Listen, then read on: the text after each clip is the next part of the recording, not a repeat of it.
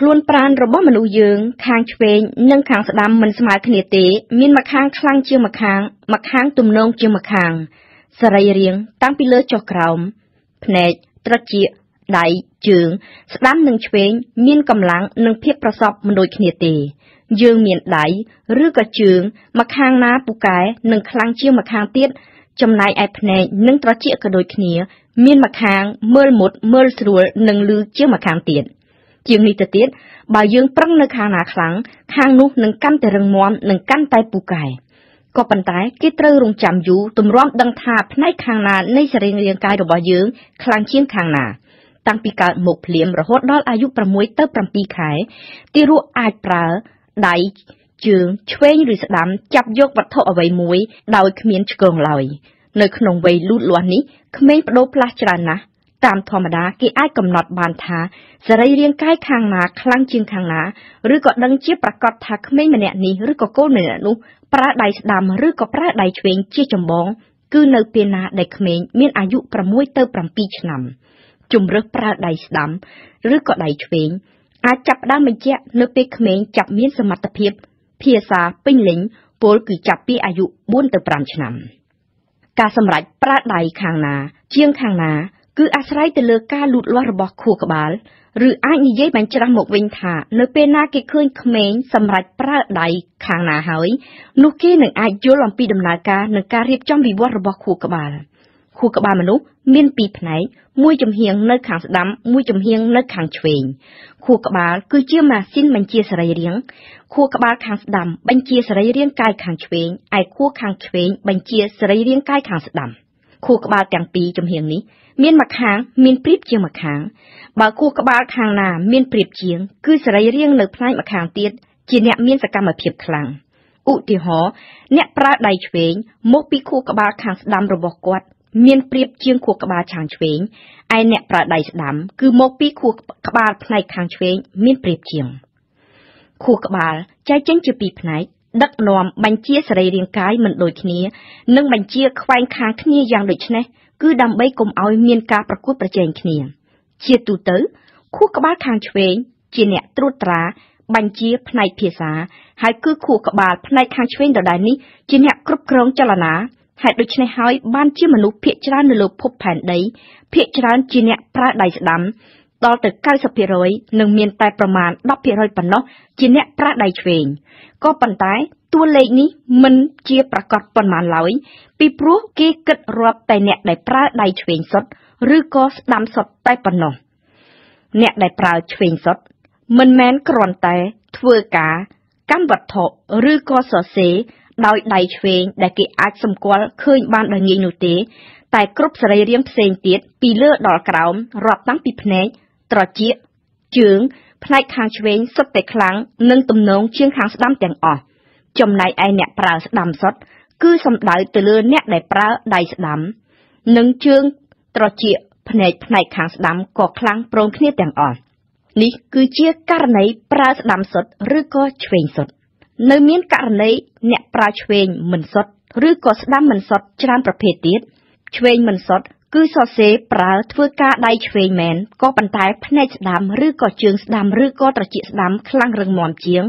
ឬក៏បញ្ច្រាស់មកវិញអ្នកប្រើដៃស្ដាំតែពូកែផ្នែកឆ្វេងឬក៏ត្រចៀកឆ្វេងពោលគឺអាចជាបង្គំដែលមានគ្រប់ទម្រង់គ្រប់បែបទាំងអស់ហើយករណីចុងក្រោយមួយទៀតគឺអ្នកដែលប្រើឆ្វេងក៏បានស្ដាំក៏បានមនុស្សក្នុងចម្ពោះនេះ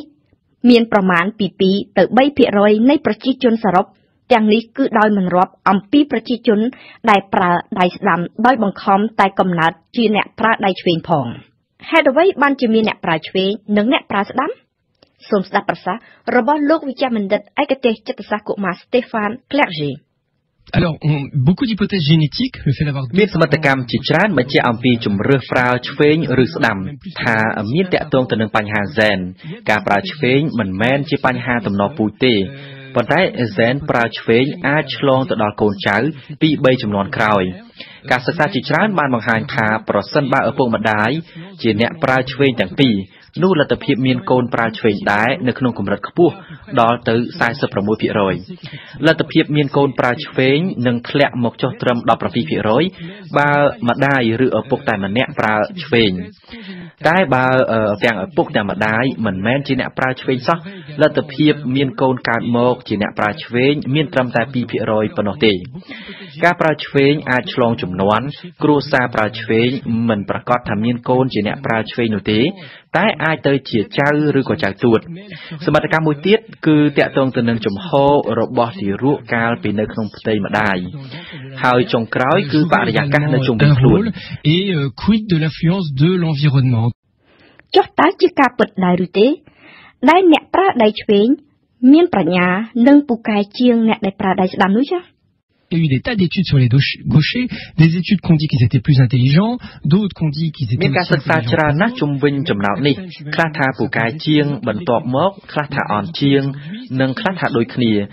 ដោយពិតទៅសម្រាប់ពេលបច្ចុប្បន្ននេះគេសម្គាល់ឃើញថាអ្នកប្រើឆ្វេងមានលទ្ធភាពឆ្លាតវៃជាងនៅក្នុងវិស័យ2ដែលគ្មានមុខវិជ្ជាបង្រៀននៅក្នុងសាលា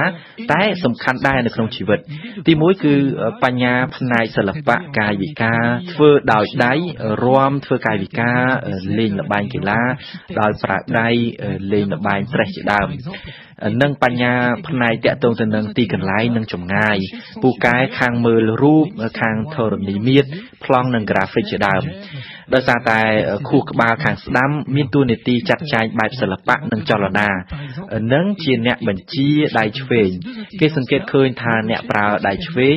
ច្រើនពូកែខ្លាំងនៅក្នុងវិស័យកីឡាតទល់គ្នាដូចជាប្រដាល់វាយសីវាយពីងប៉ុងចាក់ដាវជាដើមអ្នកប្រើដៃឆ្វេងច្រើនតែមានប្រតិកម្មរហ័សភ្នែកវៃរវាសល្បឿនខុសគ្នាតែមួយជំរាកវិនាទីទេប៉ុន្តែគ្រប់គ្រាន់នឹងនាំឲ្យអ្នកប្រើឆ្វេងឲ្យពូកែជាងអ្នកប្រើស្ដាំ d'œil droit qui ferait que il serait du coup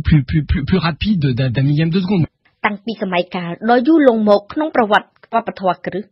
ដៃឆ្វេងត្រូវបានគេចាត់ទុកថាជាដៃអាក្រក់ជាដៃបិសាចមានប្រយោជន៍តែសម្រាប់ពេលទៅបង្គន់ចំណែកដៃស្ដាំវិញជាដៃល្អដៃសម្រាប់ធ្វើការងារថ្លៃថ្នូរដូចជាសរសេរនិងកាន់អាហារបរិភោគដូច្នេះជនដែលប្រើដៃឆ្វេងជាសំខាន់ត្រូវរស់ប្រឈមនឹងភាពតូចចិត្តយ៉ាងខ្លាំងនិងត្រូវរងការបង្ខិតបង្ខំឬក៏បង្ខំចិត្តខ្លួនឯងឲ្យប្រើដៃស្ដាំ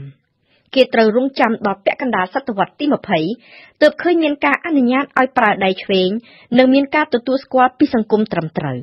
វិទ្យាសាស្ត្រក៏បានចាប់ផ្ដើមយល់កាន់តែច្បាស់អំពីបាតុភូតនៃការប្រើដៃស្ដាំនិងដៃឆ្វេងនេះហើយក្រុមគ្រូពេទ្យជំនាញបានណែនាំអ្នកជាឪពុកម្ដាយកុំបង្ខំក្មេងទុកឲ្យក្មេងសម្រេចចិត្តប្រើដៃស្ដាំឬក៏ប្រើដៃឆ្វេងដោយខ្លួនឯងនិងសូមកុំកាច់បង្ខំកូនដែលមាននិន្នាការប្រើឆ្វេងឲ្យមកប្រើស្ដាំឲ្យសោះពីព្រោះទង្វើបែបនេះអាចនឹងធ្វើឲ្យមានការរំខានដល់ការលូតលាស់របស់ក្មេង